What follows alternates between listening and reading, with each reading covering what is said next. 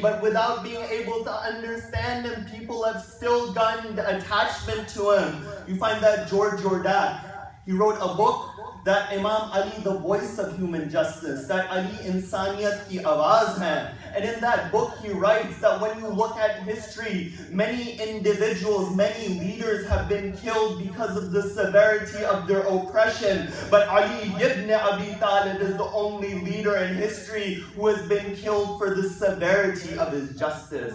He writes that in my lifetime I've read Nahjul Balagha over 200 times. And each time that I read Nahjul Balagha, I've understood something which I didn't understand before.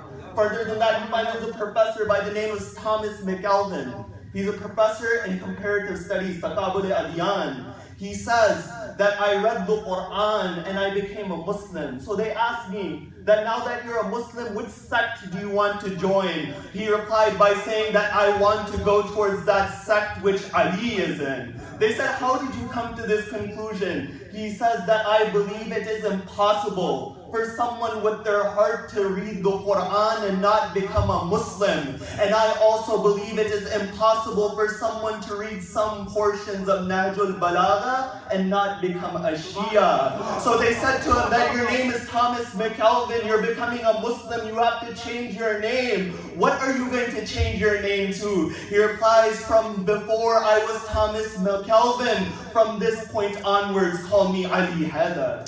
From this point onwards, call me Ali Haidar. And you find this is Amir al-Mu'mineen, that he was greater than every single prophet except for the final prophet. You know, Amir al-Mu'mineen, a number of times in his life, he said those famous lines, Saluni, Saluni, qabla an tafqiduni. That he didn't just say this once, he said this at every instance. You find that at the time of his death, he said this one more time. And the companions, they surrounded his house. One companion by the name of Sa'sa bin Sawan. Sa'sa bin Sawan, he says to the Imam, he says, oh Imam, you're leaving us. I have some questions to ask you. Can you answer him? The Imam replies by saying that this is your last chance. Yes, I'll answer him.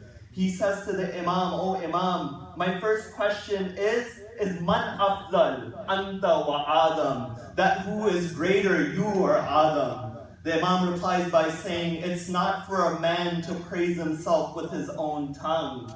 But the Quran says to the Prophet that mention those blessings which you have been given. So, O Sa'sa, I will tell you those blessings which I have been given.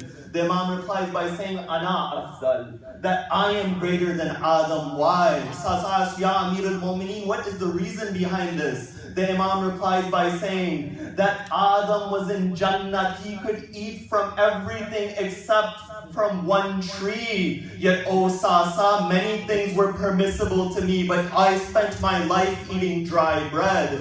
Then Sa'sa, he asked the Imam that who is greater? Man afzal anta wa nu? The Imam replies by saying, Ana afzal, that I am greater than Nu. Sa'sa says, O Amir al-Mu'mineen, what is the reason behind this? The Imam replies by saying that Nu preached for 950 years and he made a dua to Allah for punishment to come down upon his people. O Sa'sa, my life in this limited time has been harder than Nu's, yet I've never complained to anyone. Farther than that, he asks another question. He says, Ya Ali, who is greater, you or Ibrahim? The Imam replies by saying, I am greater. He asks why. The Imam says that the Quran mentions that Ibrahim, he wanted to gain yaqeen. He asked Allah for those birds to be cut apart and to be brought back. And Allah asked Ibrahim, oh Ibrahim, do you not have iman? And the Quran says, Ibrahim replies by saying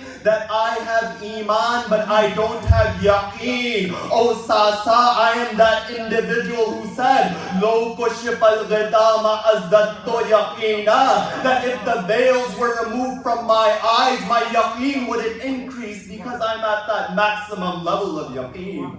Then Sa'sa, he asked one more question. He says, Ya Ali, who is greater, you or Isa? The Imam replies by saying that I am greater than Isa, because when the time for the birth of Isa came, Allah said to the mother of Isa, Maryam, Hada Baytul Ibadah, La Baytul Wilada, that this is a house of worship, not a house of birth. Oh Sasa, but when my mother Fatima bint Asad was about to give birth, Allah ordered her to enter inside the Kaaba. Oh Sasa, this wasn't a comparison between my mother and Isa's mother. Sasa, this was a comparison between me and Isa. That when Isa was about to be born, he left the masjid, but when Amir al-Mu'mineen was about to be born, the walls of the Kaaba, they broke on themselves for Amir al-Mu'mineen.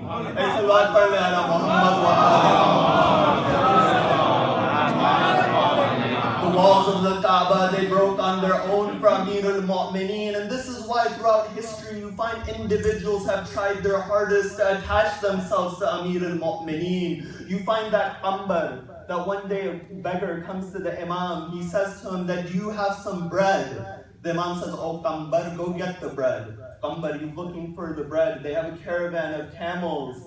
Kambar replied, he was taking too long. The Imam says, oh Kambar, what's taking too long? Kambar replies that I can't find the bread. So the Imam says, oh Kambar, why don't you give him the entire camel with the bread? Kambar goes back, he can't find that camel. The Imam says, oh Kambar, what's taking too long? Kambar replies that I can't even find that camel. The Imam says, oh Kambar, give him the entire caravan of the camels. That this is Amir al-Mu'mineen, that if you want to see humanity personified, justice personified, then look at the Zat of Amir al-Mu'mineen. You find that Kambar, he goes at that moment, he lets go of the caravan, the reins to the caravan. They said, oh Kambar, why did you jump away so quick? Kambar replied by saying, oh Imam, your generosity is so great, I was afraid that you would give me away as well.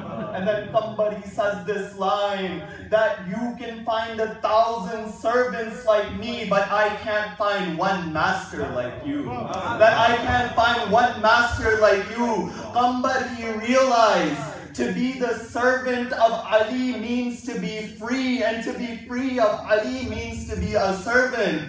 कि Ali से आजाद होना गुलामी है, Ali का गुलाम बनना आजादी है. That Kambar, he realized this fact. And I think my time is finishing right now because Mulana Hujjat al-Islam Sharia Raza Abidi is with us as well.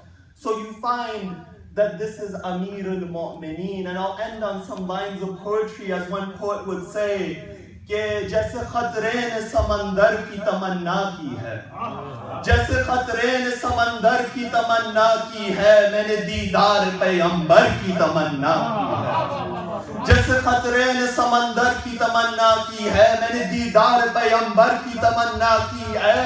Sahib इल्म ने मिंबर की तमन्ना की है, मगर मिंबर इल्म ने तो हैदर की तमन्ना की है. मिंबर इल्म ने तो हैदर की तमन्ना की है.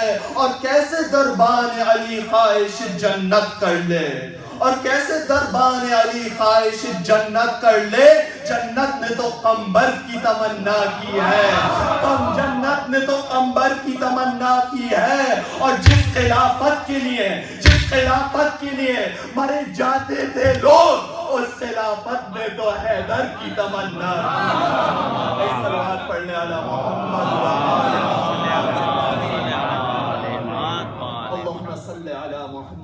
Muhammad. Ya Allah, we ask through the right of this jashan to help those from amongst the Shias of Ahlul Bayt that are struggling throughout the world, whether it's in Yemen, whether it's in Pakistan. We pray for those people in Palestine or wherever else they're struggling.